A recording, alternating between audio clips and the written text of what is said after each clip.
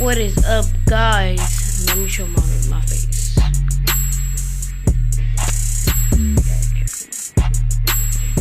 What is up, guys? We're about to be reacting to this School Lockdown Story 2 animation. Guys, I didn't do the one, so I'm so sorry. Yeah. But guys, make sure you hit that thumbs up button. It should be in the middle of the screen. It should. Just a little kid, remember that. I don't even know how to edit and stuff. So let's get into this video.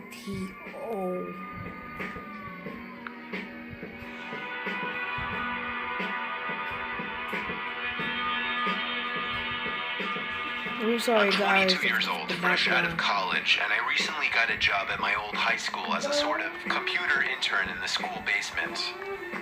The basement of the school is very messy and disorganized, but there is a small 3-person office that's actually very nice down there. It has 3 nice big desks, 2 mini fridges, a flat screen TV mounted on the wall, and oh so satisfying air conditioning, a luxury the students and teachers cannot enjoy in the school. And of course all the school servers and other computery stuff. I got the job because 3 of my old computer teachers flat out adored me. I could actually consider them as real friends, not just teacher figures. So they all helped tremendously in landing me this job. It's been great. Until something that happened a few weeks ago.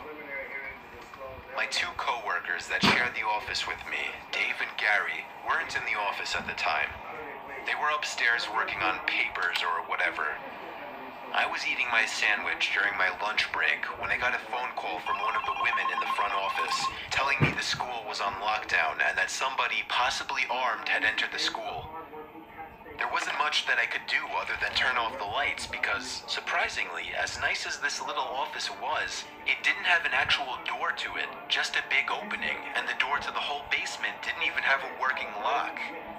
For my own safety, I did turn off all the lights in the office and my computer screen. I kept my phone on the desk, texting both Gary and Dave, but they wouldn't respond.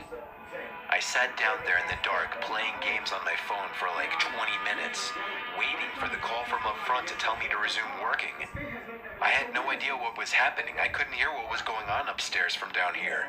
But I was not allowed to make any calls until I was informed that the lockdown was over. Then, the noisy basement door opened. As the creaking echoed across the basement and into my office, I sat up from my seat, wondering if I should call out Gary or Dave. I was eager to get some info from them. Someone then came running down the stairs, and their footsteps were approaching my office. I pushed away my chair and crawled under my desk. Somebody entered the office, but did not turn on the lights. There was just silence.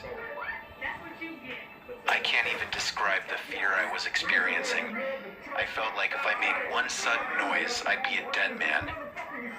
Suddenly, my phone dinged as I got a text message. I felt my entire world shrivel up and die at that one moment as I clenched my teeth in fear. Footsteps suddenly moved closer to me until I finally dove out from under the desk in capitulation, begging whoever it was not to kill me. And just then, someone grabbed my arm and pulled me up. It was some guy in a red plaid button-up, jeans, and a reddish-black cap. He told me, "It's okay, I'm just down here hiding with you." "What's going on up there?" I whispered to him. He kind of ignored my question and asked me if there's an exit down here. I told him, "Yeah, around that way." Before he could do anything else, I asked him, "Who are you?" There was a brief moment of silence before he started explaining he was coming in to pick up his son when a teacher told him to hide. After his explanation, I checked my phone and saw the text I received was from Dave.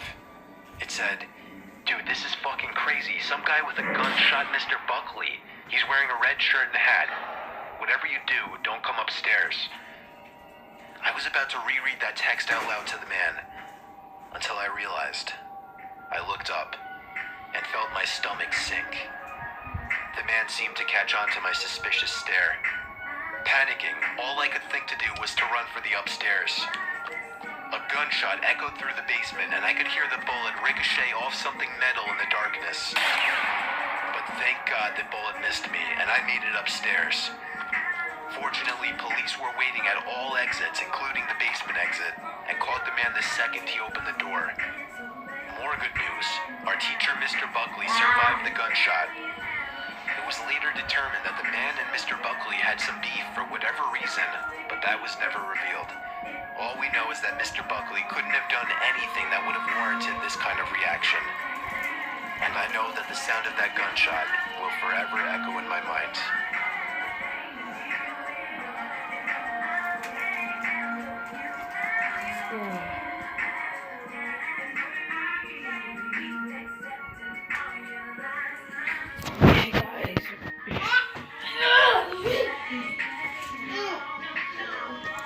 I will see you guys in the next video.